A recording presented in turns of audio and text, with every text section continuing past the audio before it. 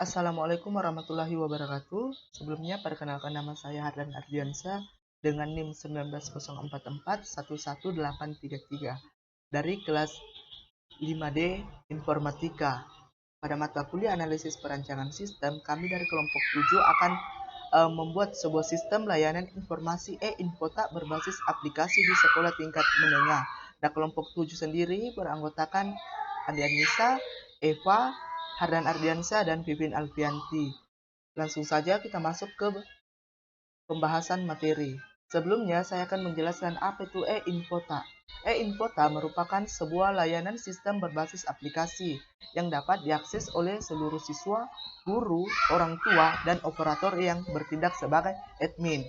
Aplikasi tersebut terdiri dari berbagai macam fitur untuk memudahkan dan merampingkan sistem pemberkasan dan informasi yang saat ini masih berbelat-belit. Dengan adanya layanan sistem ini, para pengguna dapat mengecek dan melihat informasi resmi dan penting dari pihak sekolah.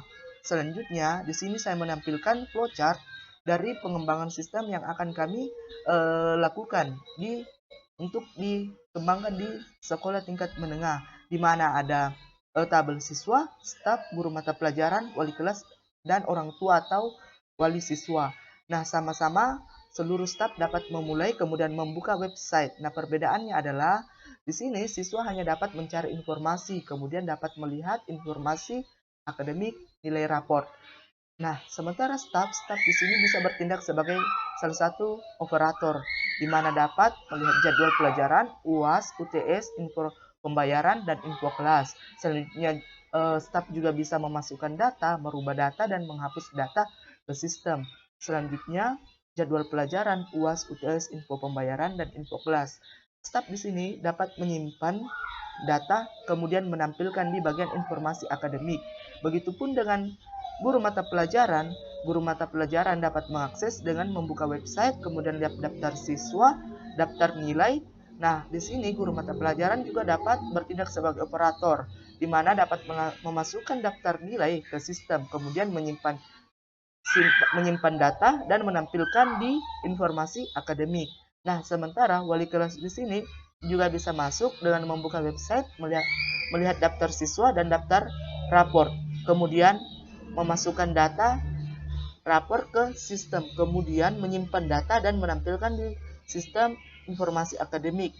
Nah, orang tua sendiri atau wali siswa di sini dapat membuka website, kemudian mencari informasi. Selanjutnya adalah informasi akademik dan nilai rapor disimpan dan ditampilkan kembali. Nah, informasi akademik selanjutnya akan selesai apabila telah dilihat semua, atau kembali ke flowchart paling akhir yaitu selesai. Selanjutnya adalah kelayakan teknis dari aplikasi e-infota. Apakah teknologi yang dibutuhkan sudah tersedia? Jawabannya iya, karena teknologi yang dibutuhkan sudah tersedia dan sebagian sekolah telah menerapkan teknologi yang serupa. Lantas, apakah teknologi yang digunakan saat ini dapat berintegrasi dengan teknologi yang sudah ada?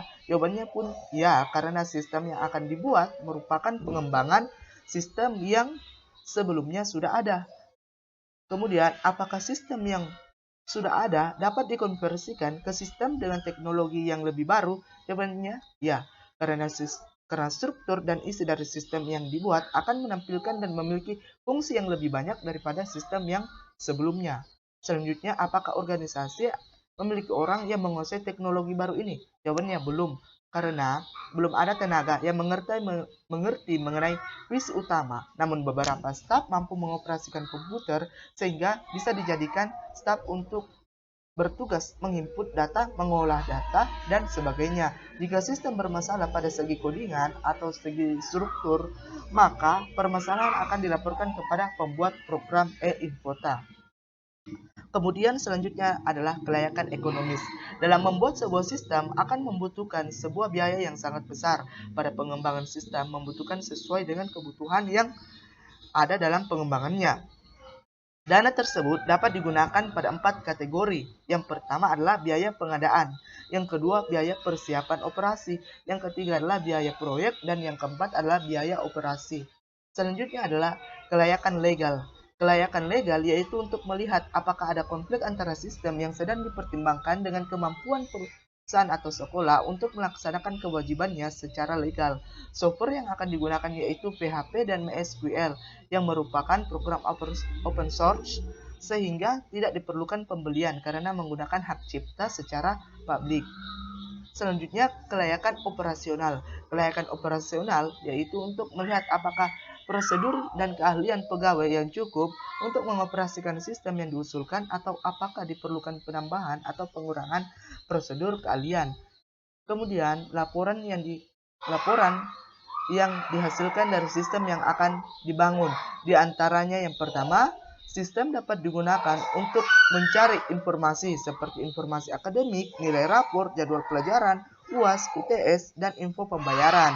Selanjutnya adalah siswa dapat digunakan oleh guru. Sistem dapat digunakan oleh guru mata pelajaran untuk mengelola nilai dari siswa. Selanjutnya, sistem dapat digunakan oleh wali kelas untuk mengelola raport dari siswa. Sistem dapat digunakan oleh orang tua siswa untuk mengakses informasi seperti informasi akademik, nilai rapor, dan lain-lain untuk mengakses informasi di anak mereka.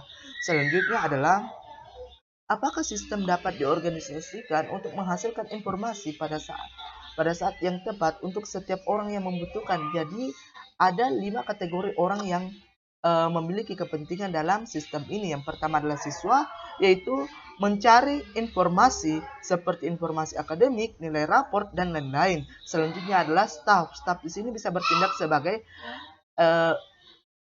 sebagai operator, di mana dapat mengelola data berupa jadwal pelajaran, info UAS atau UTS, info pembayaran, dan info kelas serta lainnya. Kemudian guru dapat melihat siswa dan juga daftar nilai dan memasukkan ke sistem. Selanjutnya adalah wali kelas, melihat daftar siswa dan juga rapor dan memasukkannya ke sistem. Selanjutnya adalah orang tua siswa, di mana orang tua siswa dapat mencari atau mengakses informasi seperti informasi nilai rapor dan anak mereka. Selanjutnya adalah di sini. Nah, sebelum kami mengembangkan sebuah sistem ini, kami perlu melihat atau mengidentifikasi masalah-masalah yang paling mendasar dalam mengembangkan sebuah sistem. Nah, masalah yang paling mendasar yang kami ketahui salah satunya adalah dalam setiap sekolah, jumlah siswa tiap tahunnya berbeda dan informasi yang akan diinput akan bertambah dan bervariasi. Dengan jumlah siswa yang cukup banyak, membuat sistem akan menjadi awkward dan memungkinkan terjadinya error karena sistem tidak dapat menginput data dengan kapasitas yang melebihi batas. Solusi yang kami usulkan adalah yang pertama, meningkatkan kapasitas sistem yang telah dibuatkan melalui kebutuhan yang dapat membantu agar sistem tidak error selama penginputan. Selanjutnya, fungsi operasional. Nah, di fungsi operasional ini beberapa pengguna dapat melakukan penginputan operator admin yang dapat melakukan kunjungan. Salah satunya adalah siswa. Selanjutnya wali kelas, orang tua yang bertindak sebagai user. Nah, non-fungsionalnya adalah sistem yang lebih mudah dijalankan karena kapasitas lebih tinggi dan memungkinkan tidak terjadi error pada saat digunakan. Nah, identifikasi masalah yang paling mendasar kedua salah satu yaitu kendala dalam proses input, edit, dan menghapus data pada saat ingin menambahkan data. Terkadang sistem mengalami error atau tidak dapat melakukan 3 aktivitas di atas, di mana sistem tidak dapat melakukan input, edit, dan menghapus data. Nah, solusi yang kami usulkan adalah yang pertama, dengan mengecek kembali struktur codingan, penulisan coding yang dibuat pada bahasa pemrograman dan mengecek konektivitas dengan database-nya. Selanjutnya adalah fungsi operasional. Beberapa pengguna yang biasanya melakukan penginputan operator atau admin dan melakukan kunjungan adalah siswa, wali kelas, dan orang tua yang bertindak sebagai user. Selanjutnya adalah non-fungsional. Nah, di non-fungsional ini adalah sistem akan lebih mudah dicek dan melihat informasi yang dicari, serta memudahkan untuk melihat data yang terupdate. Nah, cukup sekian dari pembahasan dari materi saya. Saya ucapkan